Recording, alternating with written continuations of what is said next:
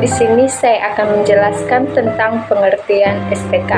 Pengertian SPK adalah sistem komputer yang membantu manusia mengambil keputusan berdasarkan data dan analisis.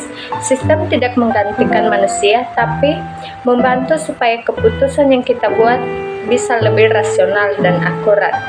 Contohnya, kalau perusahaan mau memilih karyawan yang terbaik, sistem pendukung keputusan bisa membantu menilai berdasarkan data yang sudah ada, bukan hanya melalui perasaan. Saya akan melanjutkan menjelaskan tentang tujuan SPK. Ada beberapa tujuan utama SPK, yaitu pertama, membantu mengambil keputusan supaya lebih mudah menentukan pilihan terbaik.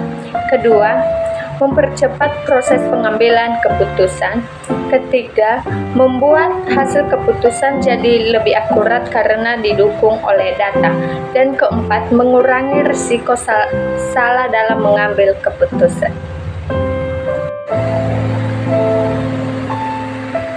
Selanjutnya, ciri-ciri SPK. SPK punya beberapa ciri khas. Sistem yang bisa digunakan langsung oleh pengguna, jadi mudah dipahami. Bersifat fleksibel, bisa dipakai di banyak bidang dan kondisi, menggunakan data, model, pendapat manusia. Cocok dipakai untuk masalah yang tidak punya jawaban pasti. Intinya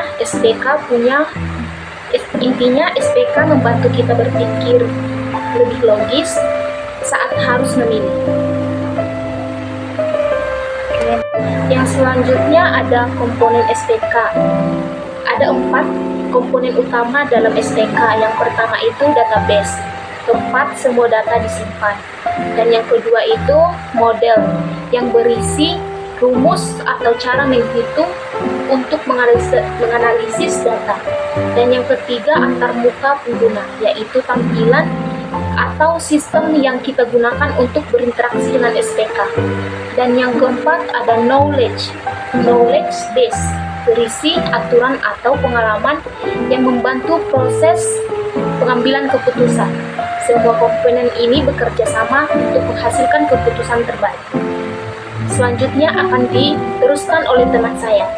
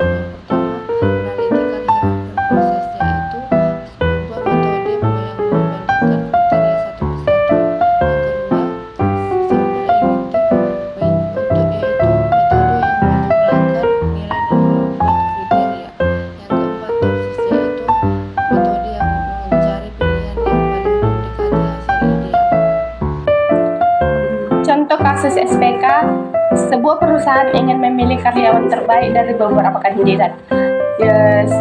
Kriteria yang cocoknya seperti disiplin, keterampilan, pengalaman, dan kepribadian. SPK akan mengolah data setiap karyawan dan memberi hasil akhir yang jelas dan adil. Keuntungan SPK, yang pertama, membantu pengambilan keputusan jadi cepat dan tepat. Yang kedua, mengolah data banyak dan rumit dengan cepat. Yang ketiga, mengurangi kesalahan karena berbasis data. Adapun kelemahan SPK, yang pertama butuh data yang lengkap dan benar, yang kedua biaya pembuatan dan pemeliharaan mahal, yang ketiga tidak bisa menggantikan intuisi manusia, yang keempat pengguna perlu pelatihan khusus. Adapun penerapan SPK, SPK sering digunakan di berbagai bidang. Yang pertama, bank, yang kedua perusahaan, yang ketiga kampus, dan yang keempat e-commerce seperti rekomendasi untuk produk-produk.